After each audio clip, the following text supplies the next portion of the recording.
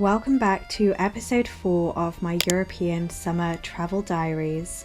This episode we are going to be exploring Seville, everything it has to offer, tostas de tomates, the beautiful orange juice, culture, architecture, the absolute vibrancy of the city. Seville is now one of my favourite places in the world. I was really not expecting how amazing it was going to be. We were only here for 2 short days, but they were absolutely wonderful and I'm 100% going to go back.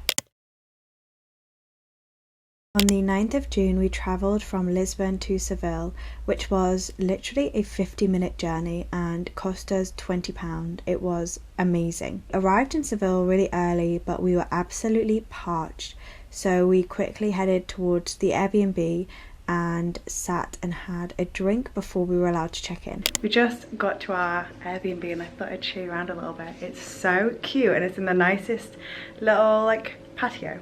I'll show you outside as well, one sec. This is the outside of the Airbnb and you come in and it's just me and Em, so you've just got a little bed, got a little table, wardrobe, bathroom, just a little kitchen. I've literally ransacked my K18 because I wanted to get the rest out of that. It's so sweet there. And we've just signed up to hire Vespers. That's what you can do here. So we're like, why not? And we're gonna drive those to, where was it we're going? Do you remember? It's the Jewish quarter. It's called... Going to some gardens somewhere. Oh, the gardens. Can't remember. No, can't remember either.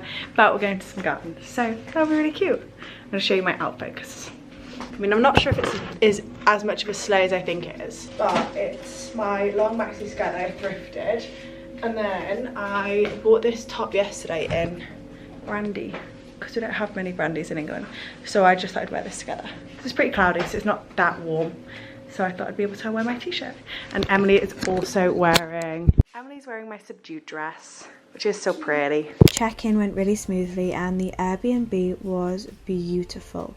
It was in a gorgeous little patio that was so vibrant and green. We couldn't have asked to stay anywhere better. We had a few recommendations of things to do in Seville, but honestly we didn't have an itinerary. We kind of just wanted to do it really chill and explore. So we headed out pretty quickly from the Airbnb after a quick refresh and a shower. The city was unbelievably vibrant and the architecture was something beyond what I could have imagined. We could have spent 2 days walking around and just looking at the buildings. They were all so unbelievably beautiful. Something else that surprised me about Seville was the number of vintage shops. We were wandering around and stumbled across a shop called Vintini Vintage and headed in just to have a look around. It was getting to a point in the day where we were really hungry, so we decided to try and have a little wander around. We found a lovely little bar and stopped and had some Tinto de Verano, which is a beautiful sweet wine that if you'd watched the Cordoba vlog you'll know is a proper Spanish delicacy. After this we had actually stumbled across a little market square that had loads of chairs out,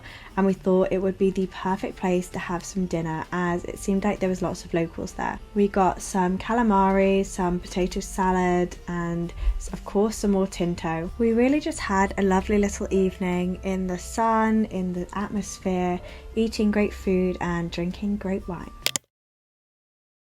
The next day we decided we wanted some tostas con tomate and some churros with some freshly squeezed orange juice for breakfast. And we'd found a perfect local place. However, we went to try and sit and there was no seats, so we thought we'd wander around a little. Like I was saying, Seville really does have the most amazing vintage and charity shops, and we found so much beautiful stuff which unfortunately we didn't have the space for. After a while of looking around some amazing vintage shops and being sad we had no space, we managed to get a seat in the local cafe I was telling you about and had some wonderful bread and tomato and some beautiful orange juice. We had decided to go to the local park we were at yesterday just to sit and read in the sun for a little bit, and on our way there we fancied a sweet treat, so headed and got some ice cream.